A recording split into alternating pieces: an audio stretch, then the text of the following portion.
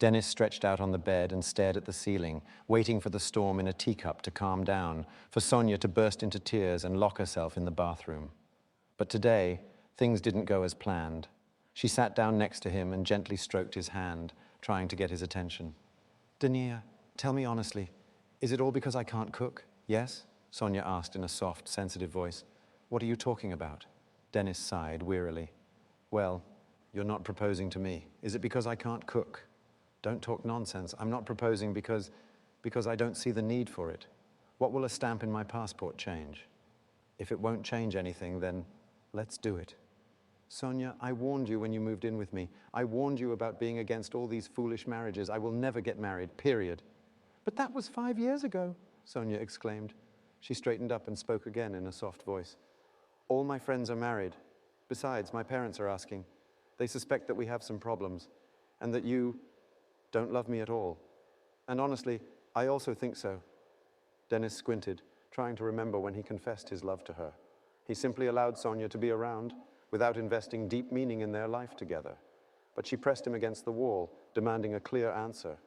"You know that all this lovey-dovey stuff is not for me," he said dryly.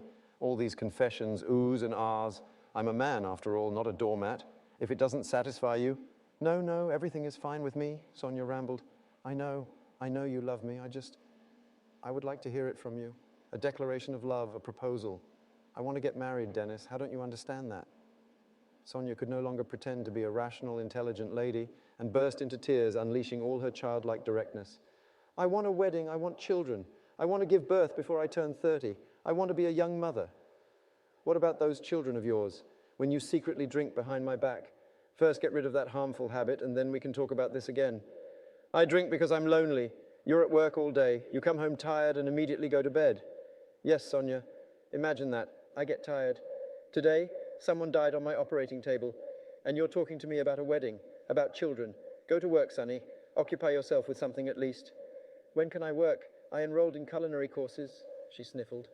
"Sonia, I beg you, don't approach the stove. Enroll in the library instead. It's much safer and good for your brain." Dennis stopped his fiery speech. He realized he had gone too far and whispered, "I'm sorry. Yes, you're right. I'm stupid, useless. But for some reason you still choose to live with me. What's stopping us from getting married? I'll take care of all the arrangements myself. You won't have to do anything. Please, Dennis, fulfill my dream. We'll become one family. We'll have children. You'll see, our lives will change drastically."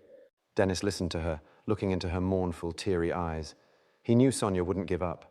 She would continue to nag about this subject until she got her way. And for him, well, honestly, he didn't really care anymore. "All right," he muttered lowly and hoarsely, as if it were a heavy punishment. Sonia's face brightened, smoothing out.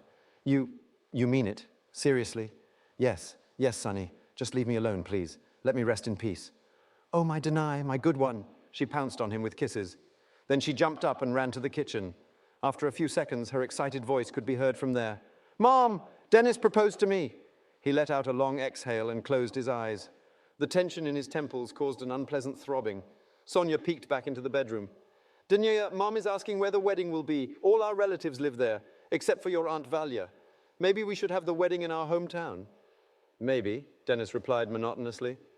Sonia disappeared, but a couple of minutes later, her head appeared again in the doorway. "Denia, Mom is asking when we're going to submit the marriage application. And really, why wait? The sooner we submit it, the sooner we can get married. It's great, right? Right?" He grumbled in response.